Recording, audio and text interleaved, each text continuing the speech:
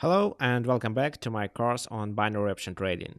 Today you're going to learn about trading patterns on stock indexes markets, such as S&P 500 and Dow Jones. When we were discussing commodities markets in our previous lection, we focused on fundamental factors, which mostly affect those markets. But when we are talking about futures on indexes, we should use technical analysis. And one of the major premises of technical analysis is that history repeats itself.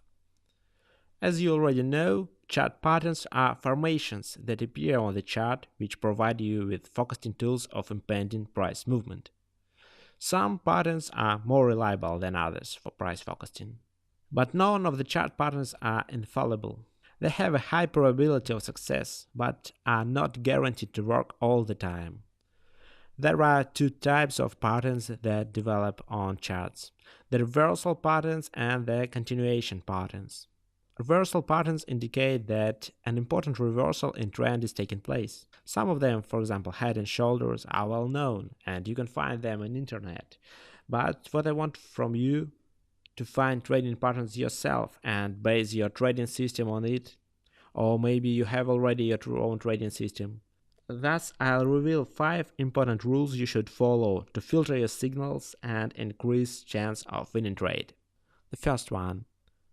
The existence of a prior major trend is an important prerequisite for any reversal pattern. If a price pattern has not been preceded by an existing trade, there is nothing to reverse, and the pattern would therefore be suspect. The second. The first signal of an impending trend reversal is often the breaking of an important trend line.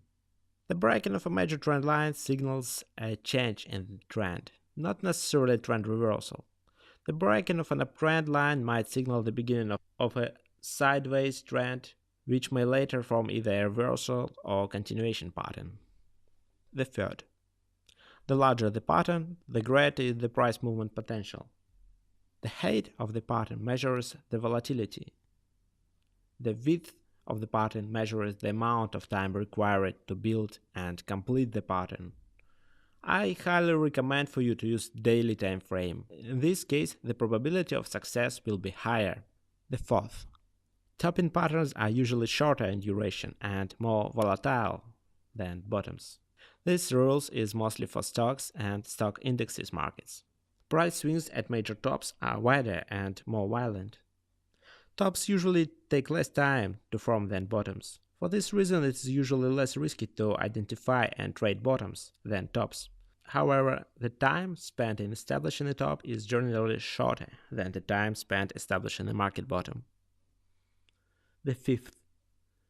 Volume is usually more important on the upside.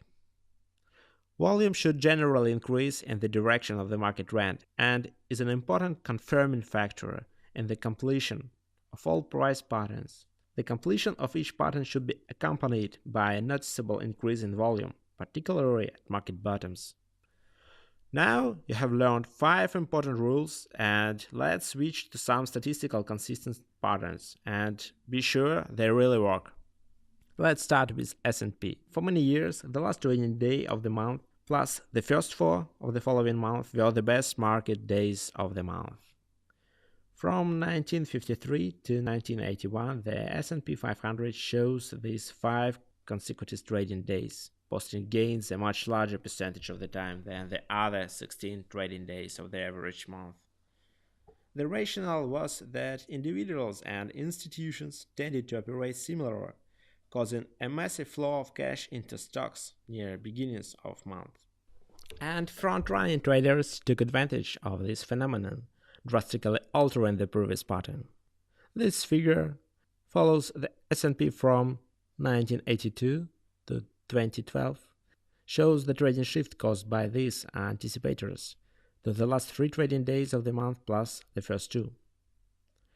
Another astonishing development shows the 9th, 10th, and 11th trading days rising strongly as well. One possible explanation is that this mid-month bulge is caused by the enormous growth of 401 retirement plans.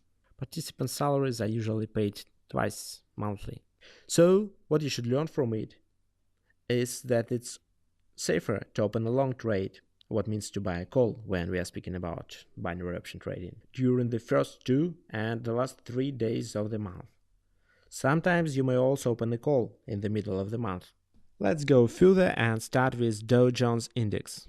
During the period between September 1987 and December 2012, Dow Jones Industrial Average has gained more points on the first trading days of all months than all other days combined. 5,323 and 19 points were gained on the first trading days of this 184 month. The remaining 3,674 trading days combined gained just 158 and 53 points during the period. This averaged out to gains of about 29 points on first days, in contrast to only 0.04 points on all others. So, I highly recommend you to open calls on S&P and Dow Jones on first trading days of the month as I describe it here. But of course, these patterns shouldn't be the only reason to open a trade.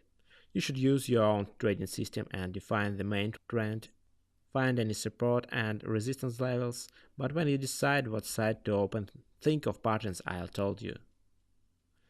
Thank you for your attention and see you in my next lecture where I teach you some patterns when trading Forex.